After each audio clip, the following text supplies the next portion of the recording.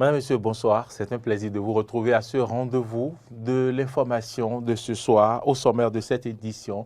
Remise de lettres de créance des ambassadeurs du Niger et des États-Unis accrédités au Bénin au président Patrice Talon. C'était hier au palais de la Marina. Nous en parlerons dans ce journal. Élaborer une stratégie d'adaptation et de résilience à long terme dans le bassin de la Volta, c'est l'objectif visé par l'autorité du bassin de la Volta en initiant un atelier de 2 jours à Cotonou.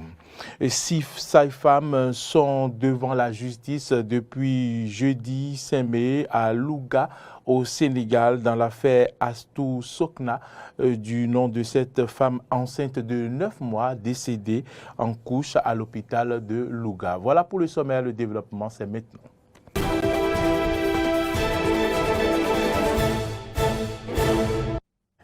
Merci donc à toutes et à tous pour l'attention et bienvenue dans ce journal. Je vous l'annonçais en titre, les ambassadeurs du Niger et des États-Unis accrédités au Bénin ont remis leur lettre de créance au chef de l'État au palais de la Marina.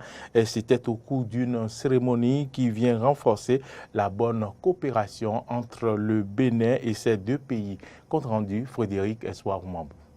Né en 1960 à Tamaské au Niger, c'est Sidi Abdou qui représentera désormais le Niger au Bénin en tant qu'ambassadeur plénipotentiaire avec résidence à Cotonou. Ce mercredi, l'homme a été reçu au cabinet du chef de l'État pour lui présenter ses lettres de créance. Au détour de cette cérémonie, le nouvel ambassadeur du Niger près le Bénin apprécie l'étanchéité des relations bilatérales entre les deux pays.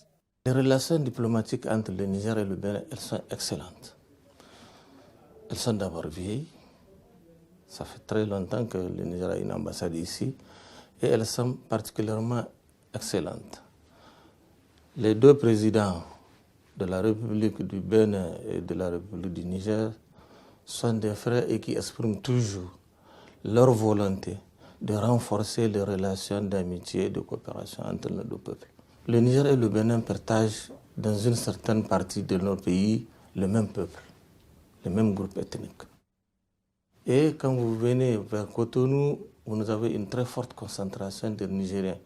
Certains sont là depuis avant les indépendances. Mon premier message, c'est de demander aux Nigériens de respecter les lois du Bénin, mais de se sentir chez eux et qu'à toute occasion, ils ont là où ils peuvent aller se faire entendre. À la suite de Sidi Abdou, le chef de l'État béninois a reçu également les lettres de créance de Brian Wesley Shukan. Né en 1968 dans l'État de Oklahoma, il sera le nouvel ambassadeur des États-Unis près le Bénin. L'homme, qui a connu déjà le Bénin il y a une vingtaine d'années, semble ému du développement amorcé par le pays de Patrice Talon. C'est vraiment une occasion très spéciale pour mon épouse Claire et moi parce que nous avons commencé notre expérience, notre carrière diplomatique à l'étranger il y a 26 ans ici à Cotonou. Et nous sommes très contents d'être en retour.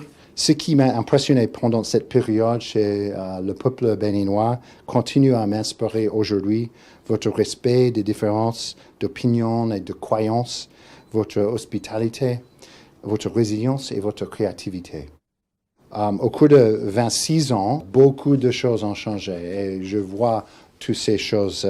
Je félicite le gouvernement du Bénin qui a pris des mesures importantes pour améliorer la vie des Béninois grâce aux infrastructures, aux soins de santé, à l'éducation et aux services publics comme l'électricité, en partenariat étroit avec les États-Unis. Cette cérémonie de présentation de lettres de créance vient démontrer une fois encore l'effort diplomatique du Bénin à s'ouvrir au monde. Pendant 2 jours, l'autorité du bassin de la Volta et le partenariat mondial de l'eau en Afrique de l'Ouest étaient en atelier de validation de la revue des politiques, plans, programmes et directives de gestion des extrêmes climatiques pour élaborer une stratégie d'adaptation et de résilience à long terme dans le bassin de la Volta. Clémence Tonoukouin y était, suivez son compte rendu. Le présent atelier s'inscrit dans le cadre du projet Intégrer la gestion des inondations et de la sécheresse et l'alerte précoce pour l'adaptation au changement climatique dans le bassin de la Volta. Il va permettre aux parties prenantes d'améliorer leurs connaissances sur les risques d'inondation afin de susciter leur participation et engagement à l'évaluation et à la modélisation de ces risques. Il est donc attendu des participants à l'issue des 2 jours de travaux, une version validée du rapport de cette étude et du plan d'action régional y afférent avec une prise en compte effective des recommandations des pays, tout ceci assorti d'une feuille de route consensuelle pour la mise en œuvre du plan d'action suivi de recommandations pour son opérationnalisation. Le présent atelier a pour objectif de permettre aux pays d'amender et valider le rapport de synthèse, notamment le plan d'action régional pour le renforcement des capacités des acteurs pour la résilience et l'adaptation à long terme. Les résultats de cet atelier permettront à la direction exécutive de l'ABV d'amener les pays membres à harmoniser au niveau national leurs documents de politique, plans, directives et programmes sur l'intégration des problématiques inhérentes aux risques de catastrophes naturelles, notamment les inondations et les sécheresses dans les portions nationales du bassin de la Volta. Les pays membres du bassin de la Volta, que sont le Bénin, le Niger, le Burkina Faso, le Togo, le Ghana, la Côte d'Ivoire et le Mali, prennent part à cet atelier. Retour sur la célébration de la fête du travail à la Cour constitutionnelle. Initiée par le président Joseph Fifame Diogbenou et ses collaborateurs, l'événement a été couplé avec une campagne de don de sang au profit de l'Agence nationale pour la transfusion sanguine. Suivez le compte-rendu. La gestion du temps et la culture de la ponctualité, c'est le thème de la communication développée pour la circonstance. Présentée par le président de l'institution, la communication a porté sur 2 volets. Dans un premier temps, il a été question du rapport des hommes avec le temps. Pour Joseph Diogbenou, le temps est un bien rare. Le temps est un bien. Mais justement parce que le temps est un bien, il est un bien rare. Il est du statut de ce que nous pouvons appeler un trésor, le temps. Il échappe. Il doit être capitalisé. Il doit être préservé. Parce que, évidemment, nous-mêmes, nous sommes dans la finitude. Nous sommes dans la temporalité, nous-mêmes. Naître, vivre et mourir. Le temps est un bien, comme tout bien peut, on va dire positivement, faire l'objet d'une gestion. Gestion qui satisfasse à la fois l'individu, le groupe et la communauté dans son ensemble. Abordant le second volet de la communication relatif à la gestion du temps, le président de l'institution a invité ses collaborateurs à la ponctualité. La ponctualité n'est pas seulement une règle de courtoisie, c'est un critère de présomption de compétence, c'est un critère d'élégance, c'est un critère de bonne conduite sociale, de bonne courtoisie. Mais ce n'est pas que cela.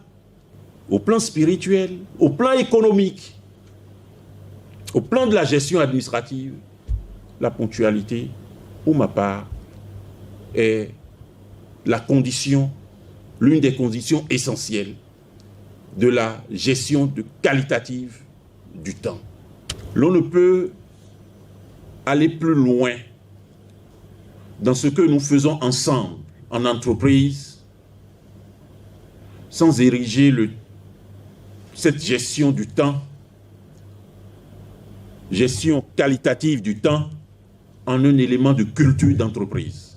Pour marquer la commémoration de la fête du travail, une campagne de dons de sang a été organisée au profit de l'Agence nationale pour la transfusion sanguine. Le président s'en réjouit. J'ai été heureux de constater que le personnel de la Cour constitutionnelle a décidé d'accomplir une œuvre de grande charité, de donner de chacun de son sang, en tout cas une partie, pour les fins que vous savez.